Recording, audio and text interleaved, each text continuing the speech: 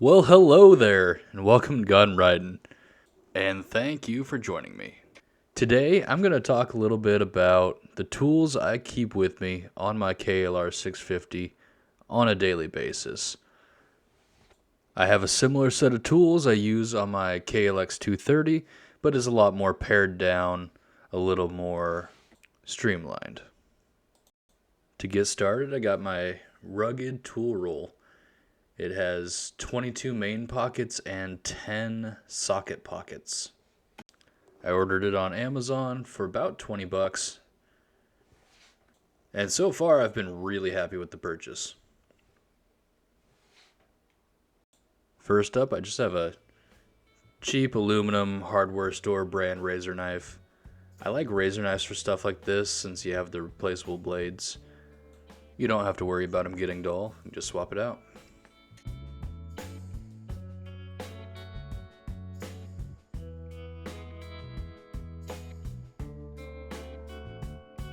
In that same pouch, I carry a baggie of automotive fuses. I have standard automotive size and mini fuses. My bike takes mini fuses, but I have some added accessories that have standard size fuses. This next one is real important in an emergency. This is JB Weld's steel stick. It's a putty you mix up, and when it cures, it's as hard as steel. I've seen videos of people patching broken cases with JB Weld steel stick. A few of the tools I have in here from the original toolkit that came with the KLR, this being one of them. This is the spark plug socket. And two of the other tools that came with it are these axle wrenches, 19 and 27 millimeter, for the rear axle on the KLR. Now, in my opinion, a good set of tire spoons is invaluable to have if you need to change a tire on the trail. So I have Tusk tire spoons. I've changed probably a dozen tires with them so far. In fact, I used them in a recent video on how to change a tire on the KLR650. Along with this large curved tire spoon, it works great for breaking beads and just getting that little extra leverage. Up next, I have a Tusk folding T-handle. I really like T-handles working on motorcycles. You get that little extra reach without having an extension, and they're a lot quicker than a ratchet for the most part. There are definitely pros and cons to the folding T-handle. It takes up less space, but it's not quite as quick and easy to use as a rigid one. I always keep this little bit stick in here. It's got some Phillips, flatheads, Torx bits on it. It's probably more than I really need, but it packs down so small and light it's not really a big deal. Now over in the socket pouch, I keep a little bit socket that'll hold any of those bits, and I can use it on my ratchet or my T-handle.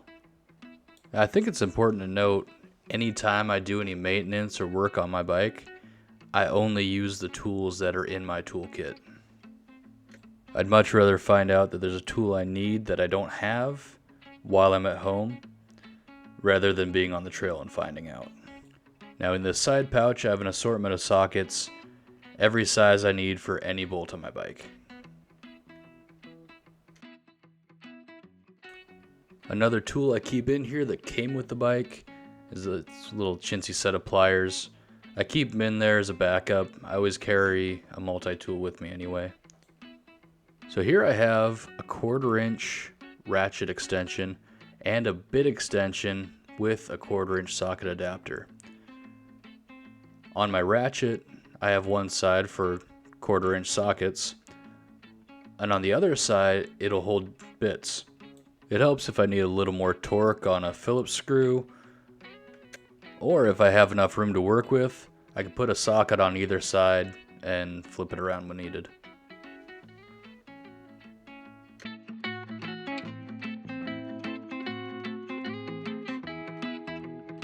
Really, one of the most important pieces right here, especially if you're going to be riding off-road, is the air pressure gauge.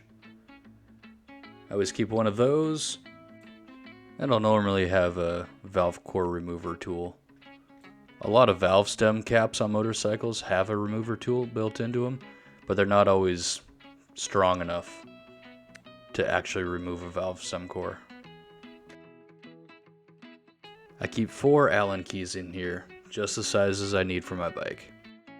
The whole sets are just too bulky if I'm only going to be using 4. And I'm not a big fan of the all-in-one folding sets. They're just too clunky and hard to use.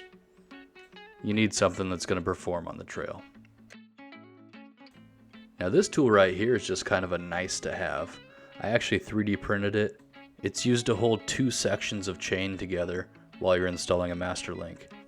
So I mean, it's not necessary, but it's definitely handy.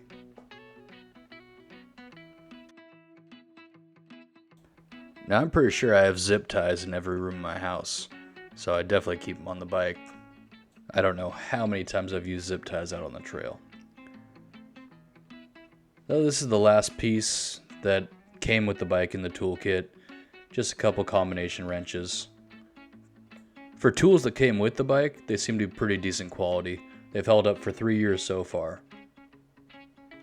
Well, next up is a chain breaker. You know, the chain's one of the most important parts of your bike, and it seems very few people carry anything with them to service the chain if something were to go wrong.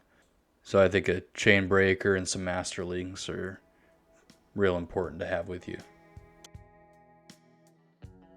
This right here is actually something else I 3D printed. It's a container for a spark plug. Keeps it clean, safe, undamaged while it's bouncing around the back of my bike.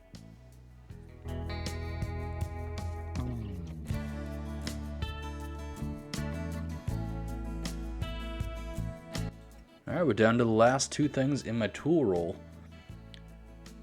I have a small length of wire. I'd say it's about 2 feet. And with as many accessories and utilities I have on my bike, it's good to have some extra wire. Last but not least in my tool roll is a slime tube patch kit.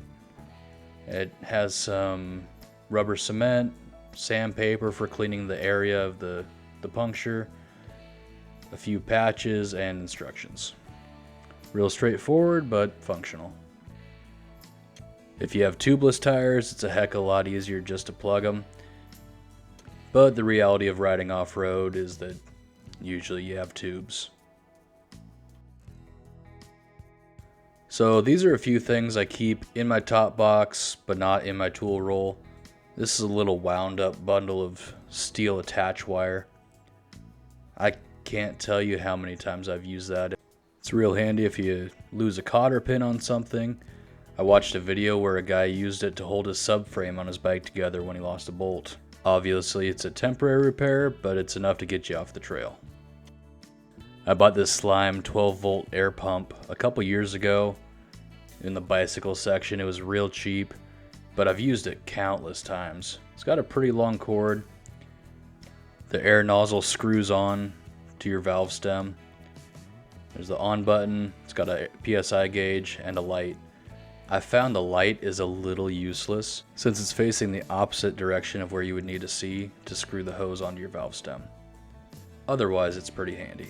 And there's a couple little accessories in the back for filling up a ground mat or filling up a beach ball, soccer ball, something like that. Every vehicle I own has at least a small first aid kit. This one's pretty decent. I added some burn gel to it. I'm not going to go over everything that's in it, but it's so important to have a good first aid kit with you. Now this is pretty cool. Luckily I haven't got a chance to use it yet, but this is a Tusk jumper box. So you can jumpstart motorcycles, cars, lawnmowers, whatever you need with it. But it's got, as you can see, an extremely small form factor. You just plug the jumper cables into it, turn it on, and you're good to go. And I'll tell you, those jumper cables are not just going to fall out on their own.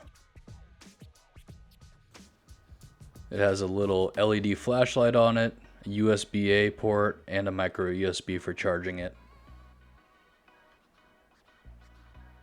It comes with this USB cable that's got the USB-A on one side and it has a micro USB, USB-C, and lightning connector on the other side. It's pretty handy and a nice addition to have included in the package. It also comes with that little 12-volt car adapter. Now that's about it. I mean, there are a few other things I always keep in my top box, but didn't really feel it was necessary to highlight here. You know, baby wipes, shop rags, lens cleaner for my visor, mosquito head net, stuff like that. But none of that's really a necessity. They're all just kind of nice to haves for the most part. But the stuff I've highlighted here I take with me on my KLR every time. I have another kit for my KLX650 that, like I mentioned earlier, is a little smaller, a little more streamlined, since it is a smaller, lighter weight bike, but it still gets the job done. Either way, no matter what you have, it is extremely important to use and know your tools before you need them in an emergency situation. So I suggest doing any maintenance you need to do on your bike with your toolkit that you keep with you, so you know if you have what you need. And on that note, I'll let you go. That's all I got. If you liked the video, please like, share, subscribe, and have a great day.